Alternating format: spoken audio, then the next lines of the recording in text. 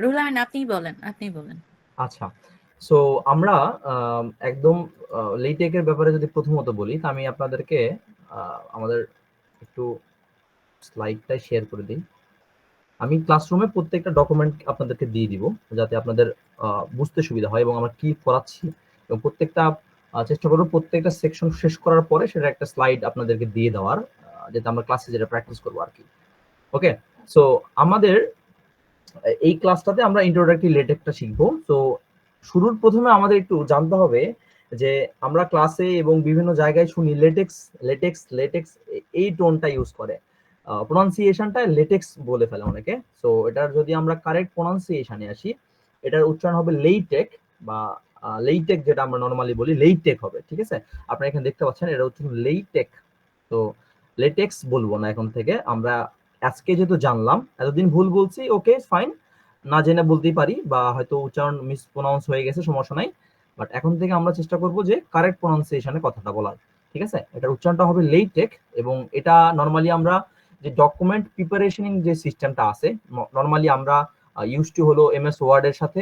So MS word এবং Google যে আমাদের ওয়ার্ডটা আছে, ওর থেকে একটু অ্যাডভান্স লেভেলে আমরা নর্মালি লেটেকটাকে ধরি। এবং এটা মোটামুটি একটু লাইক কোডিং বেস, আমরা যারা এইচটিএমএল করেছি ইন্টারমিডিয়েট লেভেলে, তারা মোটামুটি রিলেট করতে পারবো, অলমোস্ট লাইক সেম। আমরা দেখবো, প্রত্যেকটা জিনিস দেখবো। এটা নর্মালি ইউজ করা হয় টেকনিক্যাল যে ব্যাপারগুলো হয়, সেটা অ্যালগোরিদম রাইটিং এ হোক, সেটা রিসার্চ পেপার রাইটিং হোক, সেটা বড় বড় জার্নাল পাবলিশ হোক, এবং প্রত্যেকটা যে টেকনিক্যাল যে ডকুমেন্ট গুলো থাকে, এটা ইট কুড বি ডক্টরদের হতে পারে, এটা আমাদের টেকনিক্যাল ইঞ্জিনিয়ারদের হতে পারে। সো বড় বড় পেপার গুলো নর্মালি আমাদের লেটেক লেখা হয়। সো দ্বিতীয়ত আমাদের এখানে বলা হচ্ছে যে লেটেক কেন ইউজ করা হয়। আমি একটু বললাম যে একাডেমিক পারপোজে আমরা ইউজ করি, প্রফেশনালি আমরা এটাকে ইউজ করি যে অ্যাজ এ রিসার্চ ডকুমেন্ট হিসাবে। আর এটা সবচেয়ে বড় কথা, সিম্বল সিম্বল কোটেশন বা আমাদের নর্মাল স্ট্রাকচার এবং অ্যালগোরিদম। কারণ আপনারা জানেন যে কোনো রিসার্চের একটা অ্যালগোরিদম থাকে, একটা ওয়ার্ক ফ্লো থাকে। সো এই ওয়ার্ক ফ্লো গুলো সবচেয়ে ইজিয়েস্ট ওয়েতে আমরা লেটেকেই ব্যবহার করতে পারবো, যেখানে আমরা এক্সিস্টিং যেই আমাদের যে ম্যানেজমেন্ট সিস্টেম গুলো আছে, বিশেষ করে এমএস ওয়ার্ড, এগুলোতে আসলে খুব বেশি করতে পারবো না। এবং ইন্টারন্যাশনালি খুব ফ্র্যাঙ্কলি বললে, ইন্টারন্যাশনালি সব পেপারে আপনাকে লেটেকে নিতে হবে। এবং সিভি থেকে ইনক্লুডিং সিভিটাও তারা প্রেফার করে যে লেটেকে আপনারা লিখবেন। ওকে, সো এরপরে আমরা লেটেকটা কিভাবে শিখবো, এখানে আচ্ছা, আমি লেটেক একটু অ্যাড শেখার করি। ক্ষেত্রে। ইয়েস ম্যাম, রুহুল শিওর আমিন, শিওর। আমি একটু অ্যাড করি প্লিজ। আচ্ছা, আমরা সোশ্যোলজির তো শুধুমাত্র না, যে কোনো ডিসিপ্লিনে, বিশেষ করে ইউনিভার্সিটি লেভেলে, বিশেষ করে আমরা যে পেপারগুলো লিখি, আমরা ফার্স্ট ইয়ার থেকে শুরু করে আমরা মাস্টার্স পাস করে গেছি, আমি ঢাকা ইউনিভার্সিটি টিচার হয়ে গেছি, ইভেন আমি পিএইচডি করতে চলে আসছি, 3টা মাস্টার্স হয়ে গেছে, আমি কখনো একটা পেপার, একটা আর্টিকেল কিভাবে লিখতে হয় সেটা মানে জগা খিচুড়ি করে ওয়ার্ড ফাইলে নিজের মতো করে ফরম্যাট টরম্যাট করে লিখছি এতদিন। কিন্তু আস্তে আস্তে আমি বিভিন্ন মানুষের সাথে পরিচয় হওয়ার পরে দেখলাম যে যারা সায়েন্টিফিক রিসার্চ পেপার আসলে পিয়ার রিভিউড জার্নালগুলোতে জমা দেয়, বাইরের ইউনিভার্সিটিতে বা ফরেনাররা এখানে কাজ করে, বাংলাদেশিও আমাদের অনেকে বিদেশে কাজ করতেছে, তাদের তাদের সাথে আলোচনা করতে যেয়ে আমি এই জিনিসটা বের করলাম যে একটা ফরম্যাট অলরেডি, এই লেটেক যেটাকে বলে, এখানে অলরেডি কিছু ফরম্যাট দেয়াই থাকে। যে আপনার থিসিস পেপারের একটা ফরম্যাট, বা আপনি একটা অ্যাসাইনমেন্ট জমা দিবেন, বা আপনি একটা সিভি লিখবেন, বা আপনি একটা কাভার লেটার লিখবেন, বা আপনি একটা জার্নাল আর্টিকেল। এবং আপনারা জানেন যে জার্নালও প্রায় 200, 300, 250-র মতো জার্নাল আমাদের ওয়ার্ল্ডে এক্সিস্ট করে। এবং এক একটা জার্নালের ফরম্যাটিংও এক এক রকম, রাইটিং স্টাইল এক এক রকম, ফরম্যাটিং এক এক রকম। তো সেই ফরম্যাটিং গুলো প্রায় হান্ড্রেডস অফ ফরম্যাটস ওই লেটেকের মধ্যে দেয়া আছে। এটা একটা scientific way to write your research paper. Because আপনি একটা স্টুডেন্ট, আপনি একটা ঢাকা ইউনিভার্সিটির student, you should know how to write a scientific paper. সেটা হতে পারে যে আপনি আপনার ক্লাসে একটা অ্যাসাইনমেন্ট জমা দিবেন, বা সেটা আপনি আস্তে আস্তে মাস্টার্স করতেছেন, আপনি আস্তে আস্তে আর্টিকেল লেখা শুরু করতেছেন, বা আপনি রিসার্চ অর্গানাইজেশনের সাথে আস্তে আস্তে যুক্ত হবেন, বা আপনি পরবর্তীতে কোথাও ঢাকা ইউনিভার্সিটিতে হোক বা পৃথিবীর যে কোনো ইউনিভার্সিটিতে হোক, কলেজে হোক, আপনার যদি জয়েন করতে হয়, আপনার পাবলিশিং আর্টিকেলস থাকতে হবে। তো সেই আর্টিকেলগুলো আপনি কিভাবে লিখবেন? হ্যাঁ, আমরা লিখি, ওয়ার্ডে লিখি, কিন্তু সেটা অনেক সময় আমি নিজেও ফেস করছি যে আমি যখন জার্নালগুলোতে সাবমিট করি তখন ওরা বলে যে লেটেক ফর্মে জমা দিতে। এবং এটা এখন আগে ছিল ইঞ্জিনিয়ারিং, যেহেতু ওই যে রুল আমি যেটা বলবো যেগুলো সায়েন্টিফিক মানে কোডিং এর সাথে বেশি জড়িত, যার কারণে ইঞ্জিনিয়ারদের দখলে ছিল, বা টেকনোলজিক্যাল যে পার্সন, কম্পিউটার সায়েন্সের যে পার্সন, ওদের দখলে বেশি সময় ধরেছিল, বা ডাক্তারদের দখলে বেশি ছিল। তাদের সময় নিয়ে তারা ফরম্যাটে ফেলে দিলেই, ওই ফরম্যাটে ফেলে দিলেই ওই জানতে হবে যে ফরম্যাটে ওইটি আমরা শিখবো যে ফরম্যাটটাতে ফেলতে হয় কিভাবে। ওইটা আমি কিছুদিন নিজে নিজে ট্রাই করছি, আমি দেখছি খুব বোরিং লাগে, জানি না, বুঝি না। সেই কারণেই আমি অনেক খুঁজে টুজে নাইমকে দিয়ে আমি রুহুল আমিনকে বাংলাদেশে খুঁজে খুঁজে বের করছি। থ্যাঙ্কস রুহুল আমিন যে আপনি এই ব্যাপারটা শেখানোর চেষ্টা করতেছেন। কারণ যারা সোশ্যাল সায়েন্সে বা যারা টেকনোলজির সাথে ইনভলভ না, অত বেশি জানে না, তাদের জন্য আসলে এটাতে কাজ করা একটু কঠিন। আমিও মানে বারবার অনেক ধাক্কা খাইছি। কারণ দেখা গেছে যে আমি যেমন ট্রিপল এ, আমার যে রেফারেন্সিং স্টাইল সেটা ট্রিপল এ। এখন আমি লেখা হয়তো লিখে দাঁড় করাতে পারতেছি, কিন্তু আমি ট্রিপল এ ফরম্যাটিংটা আমি পাচ্ছি না ইয়ের স্টাইলে। যেমন আপনারা হয়তো আম, আমি ওটা ভুলেও গেছি, এপিআর নাকি, আমি সব হার্ভার্ড এগুলো আমি সব আসলে অন্যান্য ফর্ম রেফারেন্সিং স্টাইল ভুলেও গেছি, এত বেশি ট্রিপল এ নিয়ে আমি ব্যস্ত। আর কি কি রেফারেন্সিং শিকাগো মিকাগো আমি সব ভুলেই গেছি। তো ওইখানে আপনারা একটা আর্টিকেল জমা দেন, আপনারা বড় হচ্ছেন, আপনারা অনেকে আছেন 7 সেমিস্টারে, অনেকে আছেন মাস্টার্স করতেছেন, অনেকে আছেন মাস্টার্স করে বের হয়ে গেছেন। মাস্টার্স থেকে বের হয়ে গেলেও হয়তো আপনারা কোনো না কোনো জীবনের কোনো অংশে বাইরে ইউনিভার্সিটিতে পড়াশোনা করবেন, আপনারা রিসার্চ আর্টিকেল লিখবেন, গবেষণা করবেন, গবেষণাপত্র লিখতে হতে পারে। কেউ যদি বিসিএস এ চলে যায়, সেই জন্য যারা বিসিএস এ জয়েন করতেছে ওরা কেউ আসে নাই, ওদেরকে আমি এনকারেজ করি নাই। কারণ বিসিএস এ জয়েন করলে যে এমন না যে তারা কখনো গবেষণা করবে না, বিষয়টা তা না। জীবনে যে কোনো একটা পর্যায়ে তারা বিদেশে আসতেও পারে একটা হায়ার ডিগ্রিজের জন্য, তো জেনে রাখা ভালো। এটা এখন ওয়ার্ল্ডের প্রমিনেন্ট একটা সফটওয়্যার বলি বা সিস্টেম বলি, যে আপনি কিভাবে একটা সুন্দর করে গুছায় একটা লেখা লিখবেন, এটার বিষয়। তবে বিশেষ করে আর্টিকেল, অ্যাসাইনমেন্টস, থিসিস পেপার, যে কোনো ধরনের সিভি, কাভার লেটার, আরো অনেক কিছু আছে, আমরা আস্তে আস্তে দেখবো। তো আমার মনে হয় যে এই জিনিসগুলো আমার ছেলে মেয়েদের জানা দরকার, যে কেন আমরা এটা শিখতেছি। কারণ আপনারা আপনাদের বিভিন্ন সময়, এখনো সময় আছে যে আপনাদের বিভিন্ন রিসার্চ পেপার লিখতে হতে পারে, বিভিন্ন ধরনের, ছোট বড় বিভিন্ন ধরনের। তো আমি মনে করছিলাম যে ফার্স্ট ইয়ার থেকেই সবার আসা দরকার ছিল। দেখা যাক পরবর্তীতে আপনারা শিখেন, তারপরে আপনারা যদি মনে করেন যে এটা ইউজফুল, আমার কাছে অবশ্যই মনে হয়েছে এটা খুব ইউজফুল। যার জন্য আমি যাদেরকে চিনি, নাইমকে দিয়ে, আমি সবার সাথে আমার যোগাযোগ নাই, সময়ও পাই না। তো যাকে যাকে আমি মেসেঞ্জারে আমি মোটামুটি মনে ছিল কানেক্ট করার চেষ্টা করছি, প্লাস নাইমকে আমি বলছিলাম সবাইকে বলার জন্য। তো এই ক্লাসটা যেহেতু ফ্রি আপনারা করেন, প্রথম 10 জনের জন্য 10,000 টাকা আমি পে করছি। আলহামদুলিল্লাহ, বাকিদের নিজেদের একটু আসতে হবে, আমার লিমিটেশন আছে, পারতেছি না, আমি সরি। তো লেটেকটা হচ্ছে এই আর কি, যে একটা documentation system, but in a scientific way and a more proper way, international একটা স্ট্যান্ডার্ড। থ্যাংক ইউ রুহুল, আমি কি ভুল বলছি কোথাও? No ma'am, no ma'am, absolutely fine. Okay, okay, thank you, thank you. Okay, আর কারো যদি কোনো থ্যাংক ইউ সো প্রশ্ন মাচ। থাকে জানার, জানার, আপনারা হ্যাঁ, হাত তুলবেন, রুহুল আমিনকে একটু জিজ্ঞাসা করবেন। ওকে, হ্যাঁ, এখন ব্যাপারটা হলো যে আমরা এখানে যেহেতু ছোট হাতে ঘড়ি করার চেষ্টা করব একদম বেসিক থেকে, তো অনেকে কনফিউশন থাকতে পারে। আর নর্মালি হয় কি যে আমি তো ম্যাক্সিমাম যে ক্লাস বা ইউটিউবে যে ক্লাসগুলো কন্ডাক্ট করি এগুলো আমাদের শুধু ইঞ্জিনিয়ার ফ্যাকাল্টি, এই যে এই ফ্যাকাল্টির ডিপার্টমেন্টে পোলাপানোর জন্যই করা নর্মালি থাকে। সো আপনারা যেহেতু নন টেক, আমার কাছে খুব নন টেক, তো সেক্ষেত্রে অবশ্যই আপনাদের অনেক কনফিউশন থাকবে এবং অনেক ইরর খাবেন, বা আমাদের কোনো যে কোনো সিস্টেম না বুঝতেও পারেন। তো এক্ষেত্রে আমার মনে হয় হেজিটেশন না রেখে ডিরেক্ট জিজ্ঞেস করাটাই বেটার, যে এই জায়গায় বুঝি নাই দাদা, এই জায়গায় এই প্রবলেমটা হচ্ছে, বা এই কোডটাতে এটা কেন হলো। আমার মনে হয় যে ইমিডিয়েট জিজ্ঞেস করাও যেতে পারে, ঠিক আছে।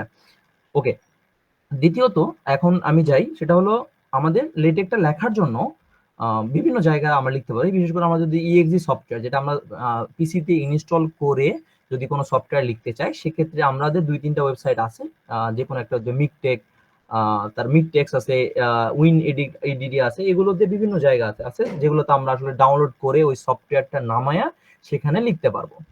বাট হয়ে গেছে এমন অবস্থা যে আমাদের উইন্ডোজ নামে সেখানে সফটওয়্যার ইউজ করে চালানোর থেকে ওয়েবসাইটে আছে same interface, almost easy to use.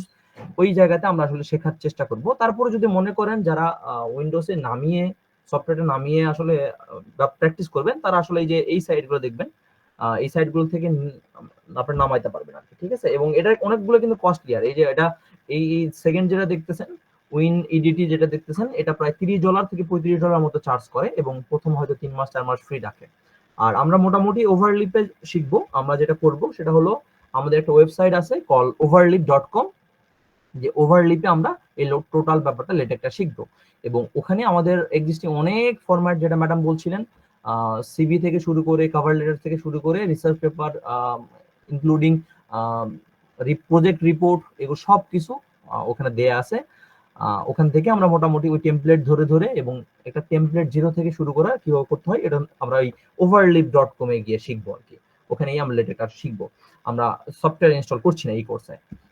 দ্বিতীয়ত আপনাদের কাছে কোশ্চেন হতে পারে, যেটা হয়তো ম্যাম একটু আগে কনফিউশন ক্লিয়ার করে দিল, যে আমরা ওয়ার্ডেই লিখতে পারতাম, মাইক্রোসফট ওয়ার্ডে লিখতে পারতাম, গুগল ডকে লিখতে পারতাম, আমরা কেন লেটেকে শিখছি?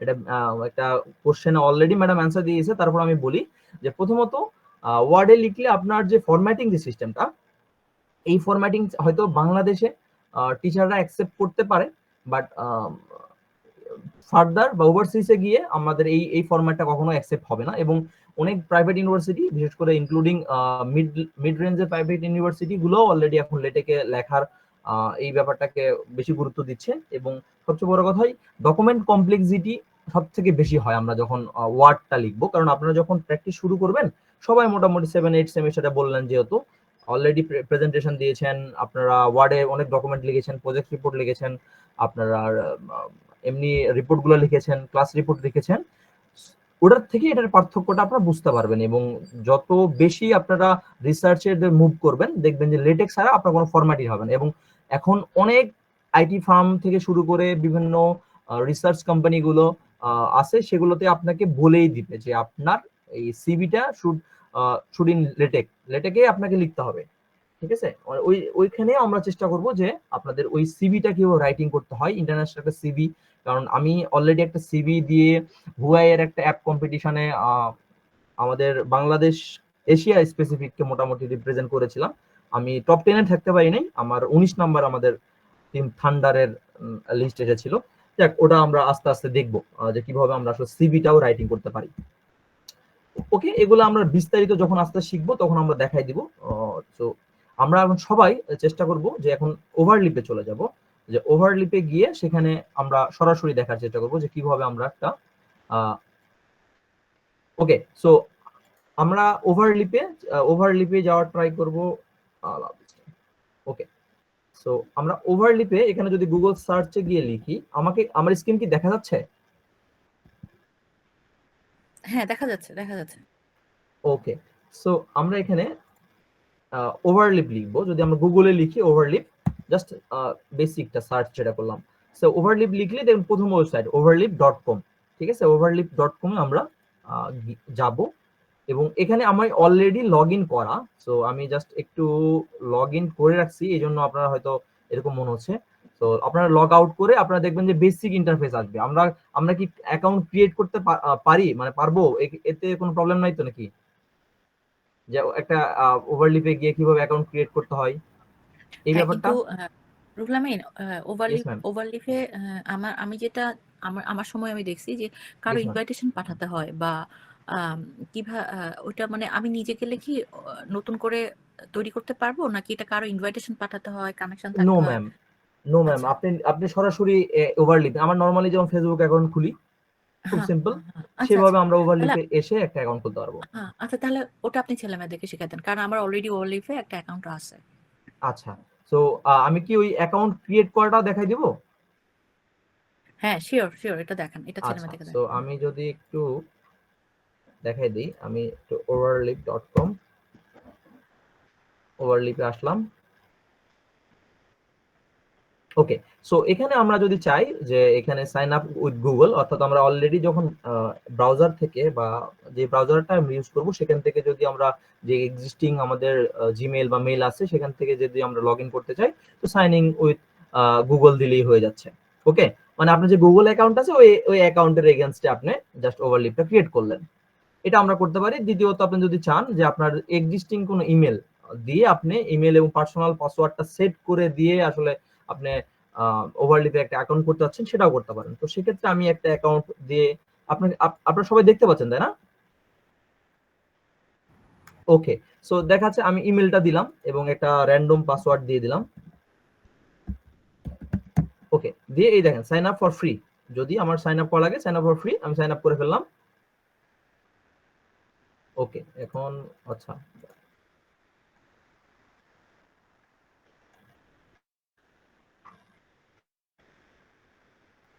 এই সময় এই জ্বালানো লাগবে।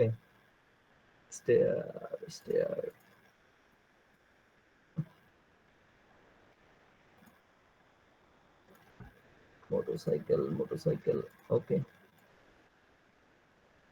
কেমন লাগে?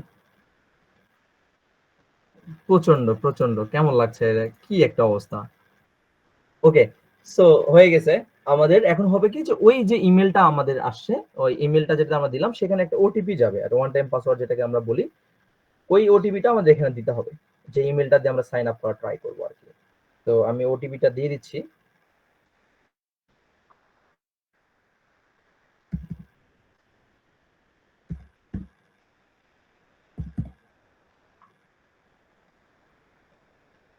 ওকে, সো আমাদের অ্যাকাউন্ট ক্রিয়েশন রেডি। আমরা আপাতত বলবে যে আপনি একটু প্রিমিয়াম সাবস্ক্রিপশন কেনেন, আমরা প্রিমিয়াম সাবস্ক্রিপশনটা লাগবে না, আপাতত আমরা স্কিপ করে যাব। এবং এখানে বলবে যে আপনার নামটা দিতে, আমি আমার নামটা দিয়ে দিলাম। সো টাইপ করে দেই।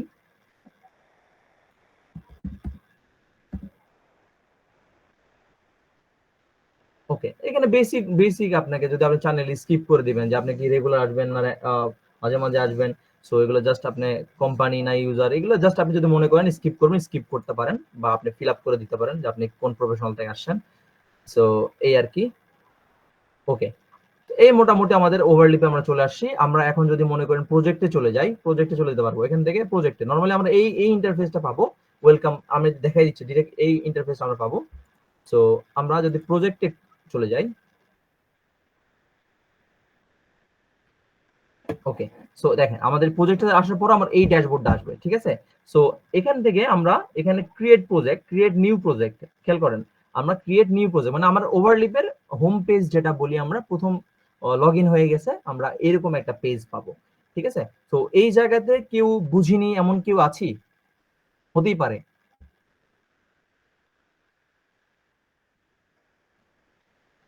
এমন কেউ আছি যে বুঝিনি যে অ্যাকাউন্টটা কিভাবে ক্রিয়েট করলাম?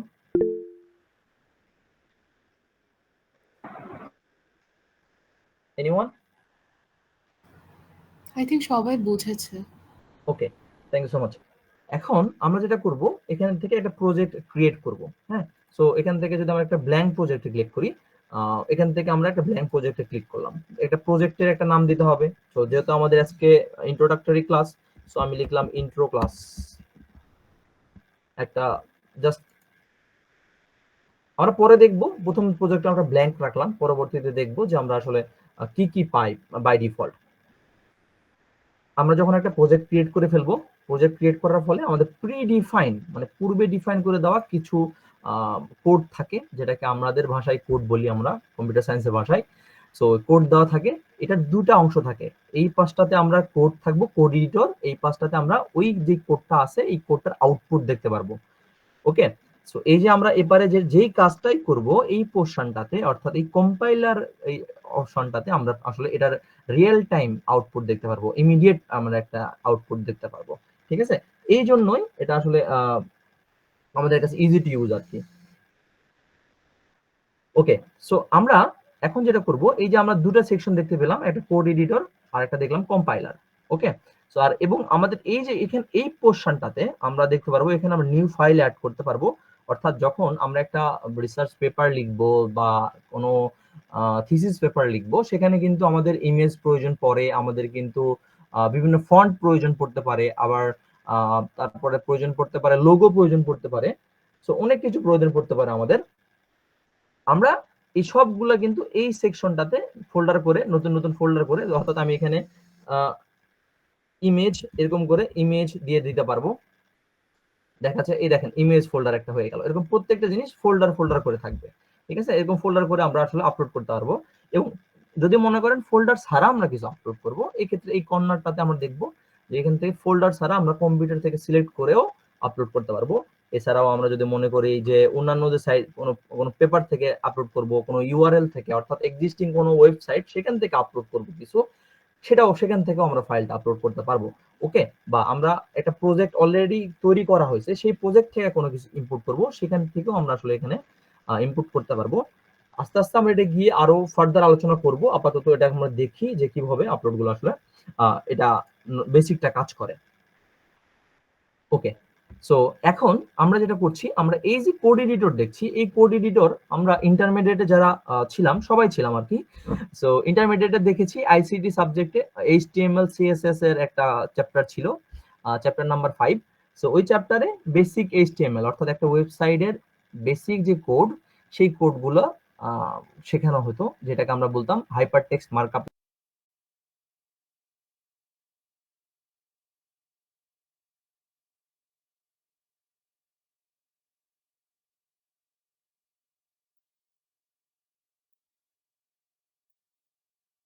স্ল্যাশ দিয়ে আমাদের লেখা শুরু করতে হয়, এবং প্রথম সেকশনটা হলো ডকুমেন্ট ক্লাস, অর্থাৎ আপনার এই যে ডকুমেন্টটা আপনারা লিখছেন, এই ডকুমেন্টটা কোন ক্লাসের। অনেকগুলা ক্লাস হতে পারে, আর্টিকেল হতে পারে, পেপার হতে পারে, ঠিক আছে, এগুলা আমরা ক্লাস ডিফাইন করাও শিখবো পরবর্তীতে। দ্বিতীয় হয়ে যাচ্ছে যে এটা আমাদের ইউজার প্যাকেজ, অর্থাৎ এই যে আমাদের যে ডকুমেন্টটা হচ্ছে, এই ডকুমেন্টটাতে আমরা কোন কোন প্যাকেজ ইউজ করব। প্যাকেজের ব্যাপারটা কি, প্যাকেজ হয়ে গেল একটা কম্প্রেস একটা সেট অফ ডাটা, যেখানে আমাদের ইমেজের জন্য একটা আমাদের একটা প্যাকেজ ইউজ করতে হয়, আবার ফন্টের জন্য একটা প্যাকেজ ইউজ করতে হয়। এই প্যাকেজের থ্রুতে আমরা ওই ফন্টগুলো ইউজ করতে পারি, ঠিক আছে। তৃতীয়ত আমরা আসতেছি যে এই যে টাইটেলের মধ্যে আমাদের টোটাল যে ব্যাপারটা, অর্থাৎ আমাদের যে এই যে পেপার আমরা এপারে দেখছি, এই পেপারটা আমরা আসলে কি টাইটেলে যাবে বা এটা কি পেপার, এটাকে আমরা ডিফাইন করি। নরমালি আমি যেহেতু প্রজেক্ট যখন সেই ক্রিয়েটের নাম দিলাম ইন্ট্রো ক্লাস, এবং সেটাই এখানে চলে আসে ইন্ট্রো ক্লাস বাই ডিফল্ট আর কি। তো আমরা চাইলে এটাকে এডিট করতে পারি, এরকম করে জাস্ট মার্ক করে আমরা এখানে ক্লাস দিলাম যে ফার্স্ট ক্লাস অফ লেটেক। ওকে, এখন আপনি বললেন দাদা যে রিয়েল টাইমের মধ্যে এটা চেঞ্জ হয়ে যাবে, রিয়েল টাইমের মধ্যে চেঞ্জ হয়ে গেল না। সো এটা চেঞ্জ করার জন্য আপনাকে জাস্ট করতে হবে কি, এখানে কম্পাইলে ক্লিক করতে হবে। আমরা যদি কম্পাইলে ক্লিক করি, দেখেন আমাদের 1 সেকেন্ড 2 সেকেন্ডের মধ্যে আমরা পুরা এই লেখাটা এপারে যা লিখলাম এপারে চলে আসে, ঠিক আছে। দ্বিতীয়ত আমাদের অথর গুলাকে, মানে যে পেপারটা লিখছে সেটা আমি হতে পারি, মাল্টিপলও হতে পারে, এবং সেখানে আরো আমরা অ্যাড করি। বিশেষ করে যখন আমরা রিসার্চ পেপার যে কোনো দেখি, সেখানে মাল্টিপল রিসার্চারেরাই থাকে, এবং এক্ষেত্রে যেহেতু আমাদের প্রথম দিন আমরা একাই করছি, সেক্ষেত্রে এখানে যারা আমাদের ইমেলের যে নামটা বা আমাদের যে ইমেল দিয়ে লগ ইন করবো, সেই নামটা বাই ডিফল্ট থেকে যায়। সো আমরা চাইলে সেটা এডিট করতে পারবো। মার্ক করলাম এখানে এই ডাবল ব্র্যাকেটের মধ্যে, আমরা ক্লিক করলাম, ক্লিক করে এখানে আমরা যদি এডিট করে দেই যে অথর নাম রুহুল আমিন। ওকে, সো এখানে আবার কম্পাইল দিব, এবং আমি যদি একটু এটাকে ছড়াই, দেখেন এখানে নামটাও চেঞ্জ হয়ে গেছে। ওকে, আমরা এরকম করে এটা রিয়েল টাইমে চেঞ্জ করতে পারি। দ্বিতীয়ত এখানে ডেটটা, অর্থাৎ যে ডেটে আমরা তৈরি করব সেটা চলে আসবে। অর্থাৎ আপনি যদি মনে করেন ডেটটা স্কিপ দিব, জাস্ট আমরা এটা মার্ক করে আপনি যদি ডিলিট করে দেন বা ব্যাক স্পেসে চাপ দেন, তাহলে আপনার ডিলিট হয়ে যাবে। ওকে, সো আবার যদি মনে করেন না ভুল করে ডিলিট করে ফেলছি, তাহলে আমরা basic computer shortcut control Z মারলেও সেটা চলে আসবে, এবং এই যে কম্পাইল দিলে আবার এটা সেম। সো ডেট আমরা চেঞ্জ করলাম না, যে ডেট অ্যাজ ইট ইজ থাক, এটা খুব মাইনর জিনিস। আমরা আস্তে আস্তে এটা কোনটা লাগবে না লাগবে সেটা আমরা নিজেরাই বুঝে যাব, আমরা এটা পরবর্তীতে দেখাবো। এখন আমরা যে ব্যাপারটা হয়, এই যে আমাদের ডকুমেন্ট ম্যানেজমেন্ট সিস্টেম লেটেক যেটা আমরা বলতেছি, এই কোড এডিটরের যে ব্যাপারটাতে, এই কোড এডিটরে হয় আমাদের দুটো সেকশন থাকে নরমালি। একটা হলো ডকুমেন্ট শুরুর একটা থাকবে, এবং ওই ডকুমেন্টটা শেষ করতে হবে। মানে আমাদের যেমন হিউম্যান বডি আছে শুরু এবং শেষ, ঠিক এই ব্যাপারটাও ওই রকম, শুরু থাকবে ডকুমেন্টের একটা এবং শেষ, এটাকে ডিফাইন করে দিতে হবে। বাই ডিফল্ট ডিফাইন করা থাকে, মানে এর নিচে গিয়ে আমরা আসলে কিছু করতে পারবো না। ওই ডকুমেন্টের মধ্যে, প্রপার ডকুমেন্টের মধ্যে আমরা আসলে এই ব্যাপারগুলো লিখতে হবে, বা আমাদের টোটাল যে ডিজাইনটা বা যে ফরম্যাট গুলো বা যেটা আমাদের কন্টেন্ট যেটা আমরা বলতেছি সেটা আমরা লিখতে পারবো আর কি। ওকে, এখন এই যে খেয়াল করেন আমরা এখানে যে টাইটেলটা লিখছি না, এই যে টাইটেলটা আমরা এখানে লিখছি, এই টাইটেলটা যেটা দেয়া আছে ওই টাইটেলটা কিন্তু এই ডকুমেন্টের মধ্যে ডিফাইন করে দেওয়া ব্যাপারটা বুঝছেন কি? এখানে কি কি করা হয়েছে, কারো কোনো আইডিয়া? এনিওয়ান? না, আমার কোনো আইডিয়া নাই।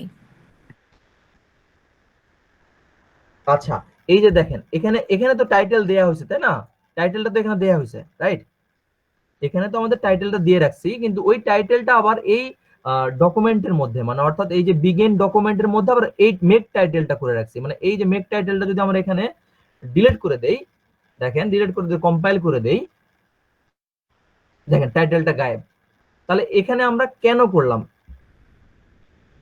এটা কেউ বলতে পারবো? আমরা আইডিয়া আছে? কারণ হচ্ছে ডকুমেন্টের মধ্যে যা যা জিনিস থাকবে সেই প্রত্যেকটা মানে এলিমেন্টই হচ্ছে এই দুইটা মানে বিগিন আর এন্ড এর মধ্যে থাকা লাগবে। That's why we need to retype মানে I am just guessing, not sure. Exactly, but একটু আমি মডিফাই করে দেই। সেটা হলো যে আমরা উপরে যাই ডিফাইন করব সেটা আমাদের ল্যাঙ্গুয়েজ হতে পারে, সেটা আমাদের গ্রাফিক্স রিলেটেড কোনো প্যাকেজ হতে পারে। যেহেতু সবগুলো আমার ডকুমেন্টের মধ্যে ইনক্লুডেড বা ওই পেপারটার মধ্যে ইনক্লুডেড, তাই ওই টাইটেল থেকে শুরু করে প্রত্যেকটা জিনিসকে আমার এখানে দিয়ে দিতে হবে। যেমন ধরুন এই যে আমরা এই যে ডকুমেন্ট শুরু এবং ডকুমেন্ট শেষ, বিগিন এবং এন্ডের মধ্যে আমাদের সবগুলো জিনিসকে ডিফাইন করে দিতে হবে। মানে আমাদের ওখানে ওখানে বলে দিতে হবে যে আমি একটা টাইটেল ইউজ করছি এই পেপারের জন্য। বুঝছি?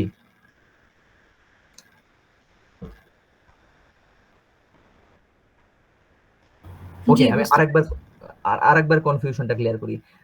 আমাদের উপরে যে টাইটেলটা আমরা লিখলাম এটা তো টাইটেল সেকশনটার মধ্যে পড়ে, ঠিক আছে? তো টাইটেল সেকশনটার মধ্যে পড়ে, তো টাইটেল সেকশনটা আমাদের যে লিখলাম এটা ডকুমেন্টকে বলে দিতে হবে যে উপরে একটা টাইটেল লিখছি বা এই পেপারে একটা টাইটেল আছে, ঠিক আছে? সো এই জন্য আমরা যেটা করব, এই যে আমাদের যে মেন কাজটা হবে এই এর মধ্যে মেন কাজটা হবে, আপনারা খেয়াল করছেন কিনা, এই ডকুমেন্ট যে সেকশনটা আছে এই বিগিনিং এবং এন্ড সব কাজ হবে আমাদের এই এর মধ্যে। আমরা সেকশন করব, সাব সেকশন করব, ইমেজ, সবগুলো আমাদের এর মধ্যে করতে হবে।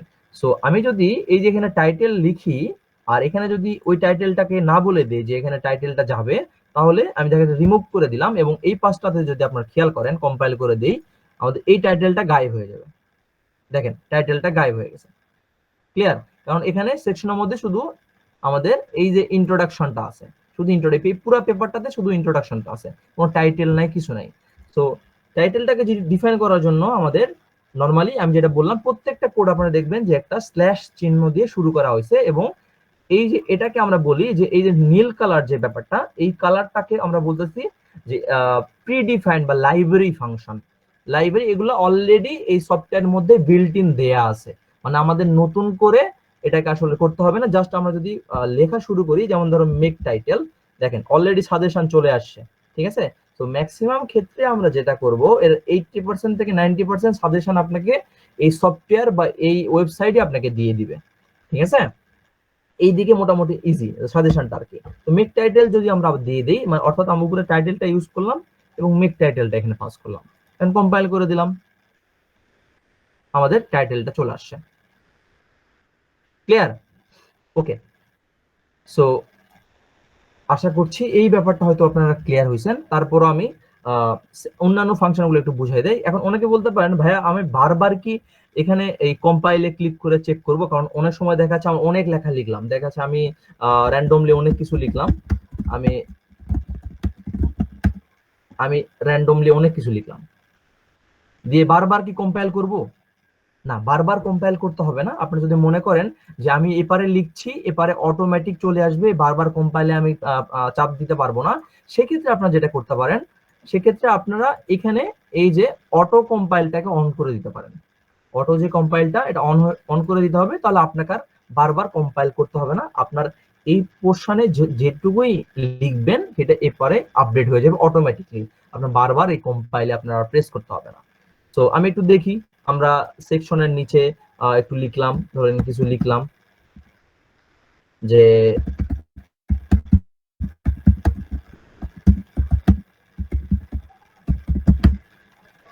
ওকে, দেখেন এখানে অটো কম্পাইল হচ্ছে এই পোর্শনটাতে, এবং দেখেন আমরা এখানে যদি দেখি, আমরা এখানে অটো কম্পাইল হয়ে চলে আসছে যে এটা আমাদের যা লিখবো সেটা আমাদের কিন্তু এখানে অটো কম্পাইল হচ্ছে। ওকে, সো আমরা এইভাবে আসলে আমাদের বেসিকটা শুরু করতে পারি, আমাদের যে লেখাটা, যেই টেমপ্লেটের যে লেখাটা সেইগুলো আসলে শুরু করতে পারি, সেটা টেক্সট হোক, এবং এই টেক্সট কিভাবে সেন্ট্রাল নিয়ে যাওয়া হয়, এই টেক্সট কিভাবে বোল্ড করতে হয়, এই টেক্সটটাকে কিভাবে সেকশনে ক্রিয়েট করতে হয়, এটা আমরা আস্তে আস্তে ফার্দার ধীরে ধীরে সবগুলো শিখবো, এবং এই সেকশনটার আগে আন্ডারে সাব সেকশনটা কিভাবে কাজ করে এই ব্যাপারগুলো আমরা শিখবো। সো এর মধ্যে আমি আরো কিছু ব্যাপার একটু আপনাদেরকে বলি, সেটা হলো যে আমরা এই জিনিসটাকে, এই যে আমাদের লেটেকটা শিখছি, এটাকে কিন্তু অন্য কোন অথরকে, ম্যাম আমরা যখন অনেকগুলো অথরের সাথে কাজ করব, দেখাচ্ছে এইভাবে আমরা এই ফাইলটা বা এই রিসার্চ পেপারটা শেয়ার করে থাকি। সো এই যে শেয়ার বাটনে যদি আমরা ক্লিক করি, শেয়ার বাটনে ক্লিক করলে অন্য যে আমাদের যে অথর থাকবে বা যার সাথে আমরা প্রজেক্টটা শেয়ার করতে চাই, তার ইমেলটা আমরা এখানে দিয়ে দিতে পারবো। আমি যদি আমার আরেক অ্যাকাউন্টের ইমেলটা এখানে দিয়ে দেই, তাহলে ওই অথরের সাথে আমার এই প্রজেক্টটা বা এই জিনিসটা আমি শেয়ার করে ফেললাম। এইভাবে আমি এখানে পারমিশনটাও দিতে পারি যে আমি কি এডিট করতে, ওনাকে কি এডিটের পারমিশন দিব, না শুধু দেখতে পারবে, না ভিউ করতে পারবে। যখন আমরা নরমালি দুইটা অথরের সাথে কাজ করি, দেখা যাচ্ছে আমরা 2 বা 3 জন মিলে কন্ট্রিবিউশন করে একটা কাজ করছি, বা একটা পেপার লিখছি, বা একটা প্রজেক্ট রিপোর্ট লিখছি, তখন আমরা এরকম করে আমাদের ইউজারকে অ্যাড করতে পারি। যদি সে এডিট করতে পারে এডিট, তাহলে যদি সে রিভিউ করতে পারে রিভিউ। নরমালি হয় কি যে আমরা যেমন আপনারা ম্যামের আন্ডারে রিসার্চ করেন বা প্র্যাকটিস করেন, সেক্ষেত্রে আপনারা যারা এরকম টিচার থাকবে যে শুধু রিভিউ করে দিতে পারবে, কমেন্ট করে দিতে পারবে যে কোথায় প্রবলেম আছে কিনা। যেমন আমরা নরমালি পিডিএফ এ অনেক সময় ইয়েলো মার্ক করে দিই যে এখানে এই জিনিসটা চেঞ্জ করতে হবে, ওই জিনিসটা চেঞ্জ করতে হবে। এটা আমরা রিভিউ পারমিশনকে বলি, ঠিক আছে।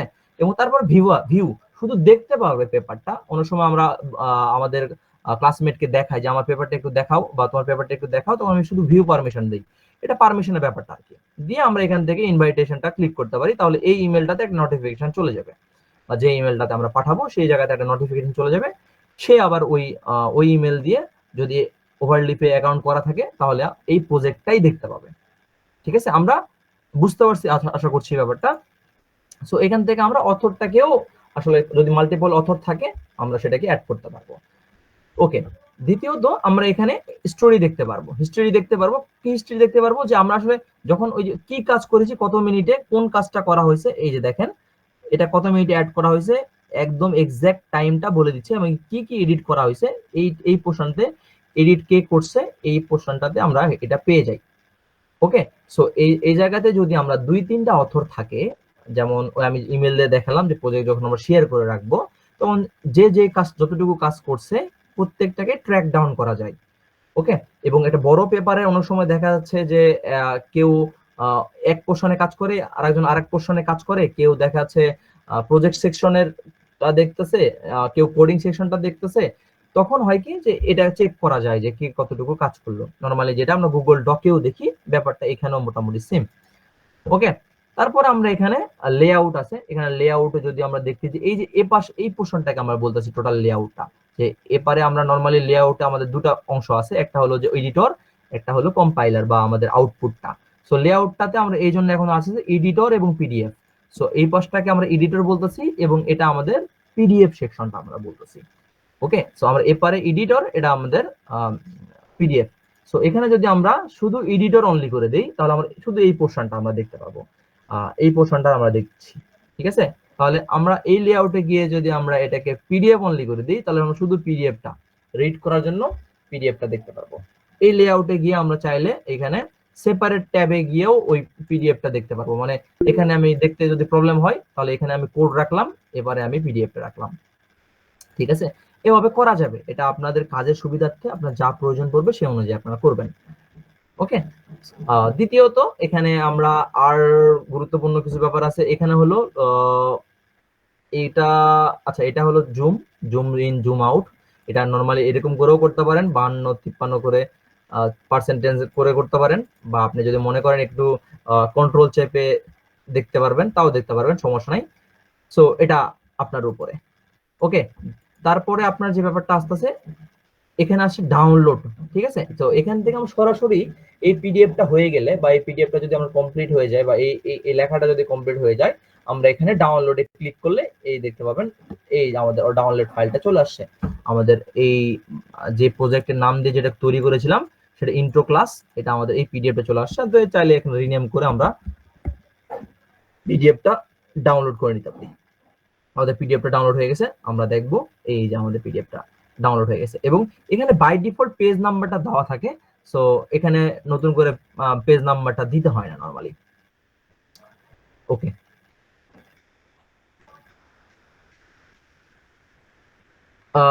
ওয়ার্ড ফাইলে কনভার্ট করতে পারি, কিন্তু হয়ে যায় কি যে আমরা যখন এই পিডিএফটাকে ওয়ার্ড ফাইলে কনভার্ট করব সেক্ষেত্রে ইমেজ তারপরে অনেক সময় অ্যালগোরিদমের যে প্যাটার্নটা, এই প্যাটার্নটা ফরম্যাটটা ঠিক থাকে না,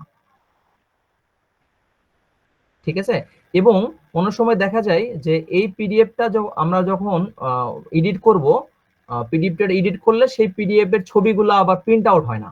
মানে যখন আমরা পিডিএফে দেখাচ্ছে যে ছবি আছে, ঠিক আছে, পিডিএফ এ শো করছে যে ছবি আছে বা ইমেজ আছে, যে যেগুলো আপনি ইমেজ ইউজ করেছেন, গ্রাফ ইউজ করেছেন আছে, বাট দেখা যাচ্ছে আপনি যখন এটাকে প্রিন্ট আউট করছেন প্রিন্টারে, তখন দেখা যাচ্ছে আপনার আর থাকছে না, আপনার ছবি নাই, ছবি গায়েব, ছবি সেকশনটা গায়েব হয়ে যায়। তো এটা কেন হয়, এই এররটা, এই ব্যাপারটা আমরা কথা বলবো আস্তে আস্তে, সমস্যা নাই। তবে এই পিডিএফটা এডিট করা যায়, বেসিক এডিট আর কি, মানে অ্যাডভান্স লেভেল এডিট করা যাবে না, বেসিক এডিটটা করা যায়। কিন্তু তাহলে কি রুল আমিন, এটা কি ওয়ার্ড ফাইলে ডাউনলোড করার কোনো অপশন নাই না? ম্যাম এটা ওয়ার্ড ফাইলে আমরা যে পিডিএফটা ডাউনলোড করলাম ম্যাম, ঠিক আছে, এই পিডিএফটাকে আমরা চাইলে মাইক্রোসফট ওয়ার্ডে ওপেন করতে পারি। এটা কিন্তু গুগল ডকে ওপেন করা যাবে না ম্যাম, মাইক্রোসফট ওয়ার্ড ইউজ করতে হবে। আমি আপনাদেরকে দেখাই, আমি যেহেতু ডাউনলোড করে ফেললাম একটা, আমি আমার ওয়ার্ড ইনস্টল দেয়া, এমএস ওয়ার্ডটা ইনস্টল দেওয়া নাই ম্যাম আমার ল্যাপটপে, আমি দেখাতে পারলাম না, ভেরি সরি। আচ্ছা, অসুবিধা নেই। তো আপনি যে পিডিএফটা যেটা হবে, এই পিডিএফটা চাইলে আপনি ওয়ার্ডে ওপেন করতে পারবেন, কিন্তু ওই যে ম্যাম যখন আমরা সেনসিটিভ কিছু লিখবো, যেমন ধরেন ইমেজ, কোনো আবার অ্যালগোরিদম, আবার কোনো ওয়ার্ক ফ্লো, এই ফ্লো গুলো তখন এক্সাক্টটা শো করে না, বা অনেক সময় দেখা যাচ্ছে ফরম্যাটিংটা অনেক মানে আমরা আসলে ফরম্যাটিং করতে পারি না প্রপার ওয়েতে, একদিকে অ্যালাইনমেন্ট খারাপ হয়ে থাকে, সো এই প্রবলেমটা হয় আর কি। তার মানে আমাদের যা কাজ, ফাইনাল কাজ এখানে করে আমরা শুধুমাত্র সাবমিশনের জন্য এটাকে ডাউনলোড করে সাবমিশনের জন্য কাজ করতে পারবো। যেমন এটাকে আমরা ওয়ার্ডে ডাউনলোড করে বা মানে পিডিএফটা ডাউনলোড করে ওয়ার্ডে ওপেন করে সেখানে যদি আমরা এটাকে এডিট করতে চাই, মানে পুরো কাজটা আমাদের এই লেটেকে একবার যদি আমরা ধরি তাহলে লেটেকে শেষ করতে হবে, রাইট? ইয়েস ম্যাম, কারণ ওটা আসলে বোঝা যায় যে এই লেটেকের মধ্যে অন্য ওয়ার্ড ঢুকে গেছে, ব্যাপারটা এরকম ম্যাম। সো চেষ্টা করতে হবে ম্যাম, এটা ভেরি ইজি, আপনারা হয়তো যারা নতুন করলে আর ওয়ার্ডে করা লাগে না। হ্যাঁ, আর সবচেয়ে বড় কথা, যারা এখনো আমার এই সেকশনে যারা আছেন বা এই সেশনে যারা আছেন, যারা এখনো ভার্সিটিতে ইয়ার জন্য আর কি প্রজেক্ট ফাইল দিচ্ছেন বা প্রজেক্ট রিপোর্ট দিচ্ছেন, তারা চেষ্টা করবেন লেটেকেই লেখার, এবং এতে আপনার রেজিউমি থেকে শুরু করে সবকিছু বানানো যায়। তো আশা করছি এতে আপনাদের লিখতেও সুবিধা হয়ে যাবে আপনার। আর এখন তো মোটামুটি চ্যাট জিপিটি আছে, আপনাদের লেখার ফরমেশন যদি লেটেক কোডে ভেজাল হয় সেক্ষেত্রেও আপনাদের একটা সাজেশন পেয়ে যাবেন। তো বেসিক হেল্পটা আপনারা পেয়ে যাবেন। ওকে, আর লেটেকটা ভেরি ইজি, আমি আপনাদেরকে দেখাই দিব এবং এটা মোটামুটি ইজি হয়ে যাবে। কিছু টেকনিক্যাল টার্ম আছে হয়তো এই ক্ষেত্রে আপনাদের একটু, যেমন এই যে আমাদের স্ল্যাশ বাটন দিয়ে লেখা শুরু করতে হয়, এটা হয়তো একটু কনফিউশনে ভুগতে পারেন। কোনো সময় ইমেজ ফাইল ঠিক মতো কাজ করে না, এটা হয়তো কনফিউশনে ভুগতে পারেন। বাট এগুলা যত আপনি প্র্যাকটিস করবেন তত শিখে যাবেন ব্যাপারগুলো। ওকে, সো আমরা এই যে লিখলাম, এই লেখাগুলা আমরা তো এই যে আউটপুট পাচ্ছি রিয়েল টাইমে, আমি চাইলে এখানে কম্পাইল ক্লিক করেও নিতে পারি, বা আমার অটো সেট করে রাখলে বাই ডিফল্ট অটো চলে যাবে। ওকে, সো এখানে এই পোর্শনতে আমি আরো কিছু আপনাদের দেখাই। যদি আমরা এই যে হোম প্রজেক্টে চলে যাই, এখানে আমরা কিন্তু ফোল্ডার তৈরি করতে পারবো। যেমন ধরেন যখন আমরা বড় পেপার লিখি, যেগুলো ম্যামরা লিখে আর কি, বড় পেপার লিখছে আর কি, সেক্ষেত্রে কিন্তু প্রত্যেকটা জিনিসের আলাদা আলাদা করে সেকশন করতে হয়। মানে লেটেকে তো অনেকেই লেখে, কিন্তু কার লেখাটা প্রপার স্ট্রাকচার, যেমন ইমেজের জন্য সুন্দর করে গোছানো আছে সোর্স ফাইল, বিবলিওগ্রাফি যেটা আমরা বলি, রেফারেন্স যে কথাটা আমরা নরমালি বলি, কোনো অথরকে রেফারেন্স করছি, কোনো বইকে রেফারেন্স করছি, সেটাকে আমরা বলি বিবলিওগ্রাফি আমাদের লেটেকের ভাষায়। সো সেগুলাকেও আলাদা আলাদা করে ফাইলে রেখে দেওয়া যায়।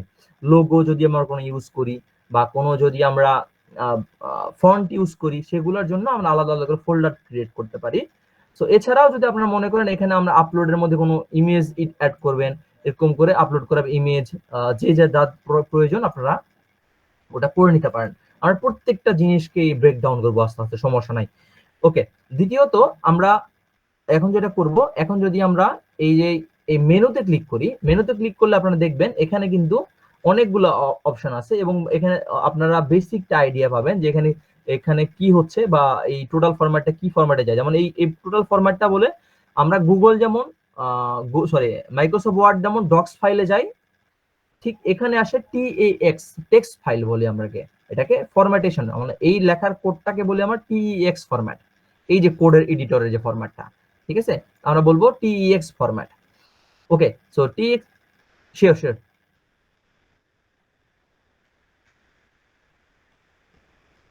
আচ্ছা আচ্ছা 5 মিনিটস আচ্ছা। সো আজকে এই পর্যন্তই রাখি ম্যাম। এরপরে তাহলে কবে ক্লাস হচ্ছে আমাদের আবার? আমরা একদিন পর পর করি ম্যাম। হ্যাঁ, ওকে ওকে।